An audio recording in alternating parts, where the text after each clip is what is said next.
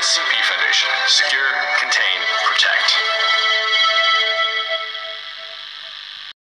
Au 5-3, le gamin.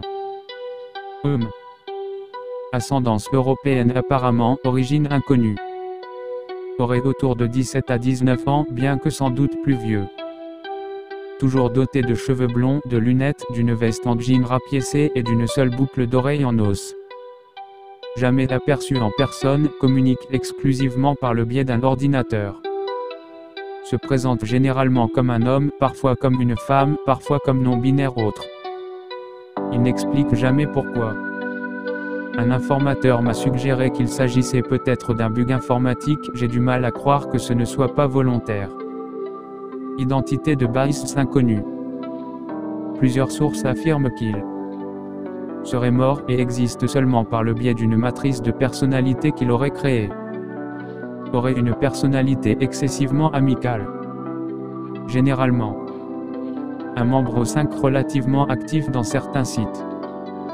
Diverses rumeurs émettent l'idée que au 5-3 serait le frère de SCP-2772 probablement possible et qu'il aurait pu aider à inventer Internet dans les années 1960 infondé. Au 5-3, le philosophe érudit. Ascendance est-asiatique. Origine japonaise. Serait apparemment âgé de 60 plus années. Véritable âge inconnu. Apparence ordinaire. A rejoint le Conseil au 5 dans les années 30, peu après la Première Guerre mondiale. Connu pour son souci de l'impact de la recherche scientifique sur la société, a vivement lutté contre le darwinisme social.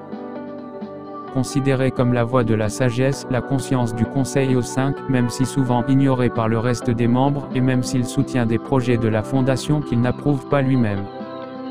A aidé à fonder le comité d'éthique. Possède probablement toujours un rôle prépondérant dans cette organisation si seulement elle existe. Alors qu'il était déjà un membre du Conseil au 5, il a reçu un PhD en psychologie clinique. Il est la première personne à mettre en place des examens psychologiques pour les employés de 5-3, la balise. Ascendance européenne. Origine américaine. Serait âgé de 50 plus années. Âge véritable inconnu. Apparence variable. Il a consacré sa vie à étudier les différentes méthodes de manipulation de masse. Il entretient une certaine fascination pour la religion et les cultes religieux. Il a été convaincu par d'autres membres au 5 de chercher à tirer profit des masses. Au 5-3 est particulièrement voilé de mystère. Il peut être parfois présenté comme une entité surnaturelle dans certains rapports ou comme une personne ordinaire dans d'autres. Normalement, on pourrait attribuer ceci à des manœuvres d'origine religieuse, mais dans le cas d'un membre au 5, les prétentions divines ne peuvent pas être prises à la légère. Pourrait être en contact avec elle. Ronzubar. Au 5-3, l'ermite. Ascendance européenne. Origine russe. Apparemment autour de 80 ans. Possède une barbe proéminente.